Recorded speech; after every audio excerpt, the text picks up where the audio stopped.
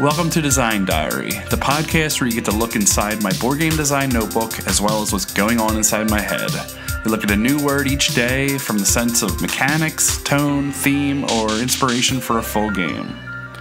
Today's word is Salvo, a simultaneous discharge of two or more guns in military action or as a salute. The release all at one time of a rack of bombs or rockets as from an airplane. A series of shots by an artillery battery with each gun firing one round in turn after a prescribed interval. The bombs or projectiles released in a salvo, a sudden burst, and a spirited attack. And that Too might be long of a definition. That's like our longest podcast yet already. Yeah. I took one part of this, and it was the Okay. first. I went with the first part. What about you? How'd you? I went with the simultaneous discharge, so I went with simultaneous. Interesting. What'd you go with? I went with. I really just took the military action or as a salute, and I'll tell you what I did.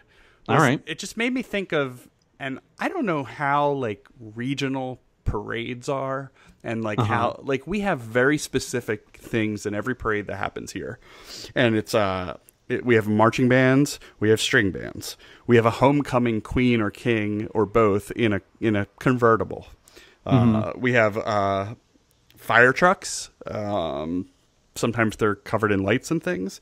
We have balloons and people that walk them. Dancers, flag teams, mummers. Sometimes mummers are big in Philadelphia. What are mummers? It's a Philadelphia thing. They just dress in these wild, like glittery, like flashy outfits and just perform in the Mummers Parade, which is in Philadelphia. And then the old guys on motorcycles. That's very specific. I don't know if you guys have that, but they just ride their Harley motorcycles in formation. And then the last one we have are the veterans with their guns, and they stop and they all shoot all at once. And every kid cries, and they cover their eyes, their ears, and everything.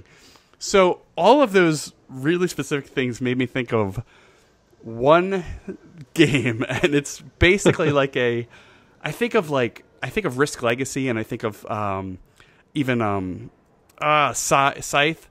And I just think about factions in these like post-apocalyptic games, and I think of all of these as different factions in a game. And the reason I thought about it was, do you know those war games that have like, it's not just a single miniature, it's like a row of them all connected? Yes, yeah. So They're I picture kinda like in a block. Yes, exactly. And I picture these veterans with the guns in a row, but I also started thinking of these other ones, like the marching band or the string band, and all of them having different like whatever in being like this war game, like this actual like whatever post-apocalyptic war game where their war exercises are parade influenced, and the mechanics that would drive it would be that you would put them in lines, and the lines would all, sort of kind of meet in the center, and you would stack them in orders that you like, and things like that.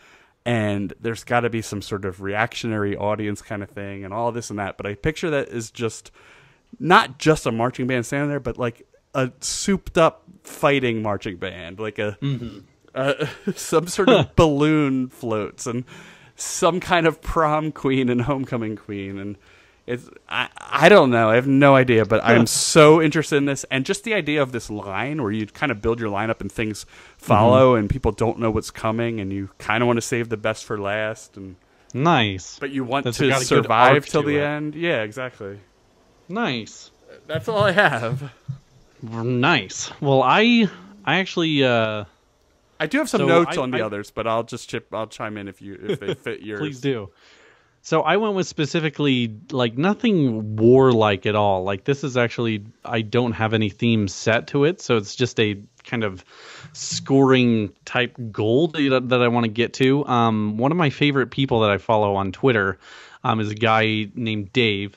His handle is @beesandbombs, and he is he's an animator, and he creates these GIFs of just these beautiful animations.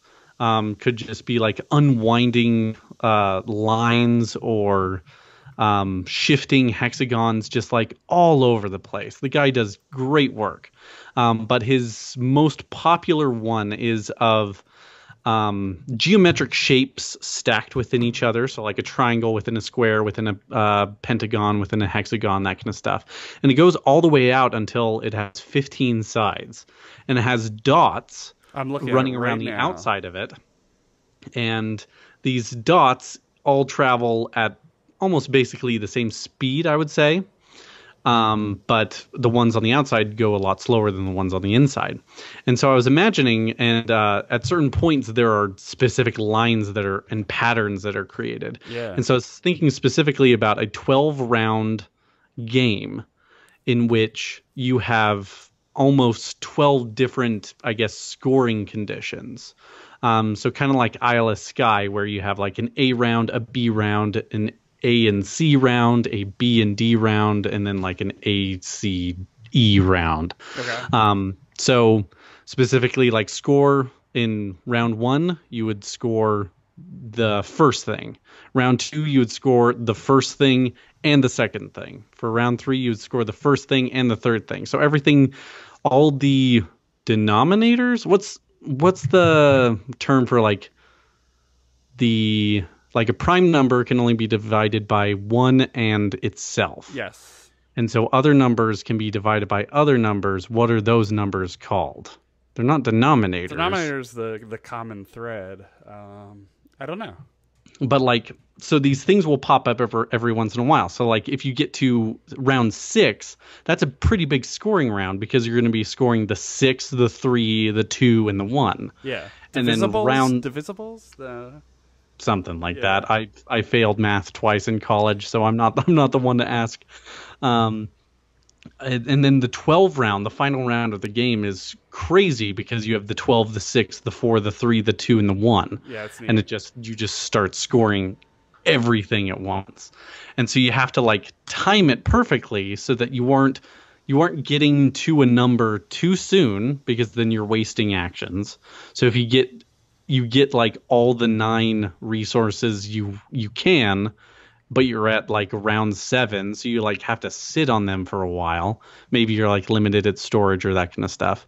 So you want to be able to time those perfectly so that you can score them when they needed to be scored and then offload them when they aren't coming up again or they aren't coming up for like a while. So that's what I was thinking of. That makes just me like think of like patterns of scoring. A deck of playing cards, because there's 4 sets of 13 in a playing card deck, but if you just take that down to 12, they have all those numbers. Like you can fit 6s in there, you can fit 4s in there, you can fit 3s in there, 2s.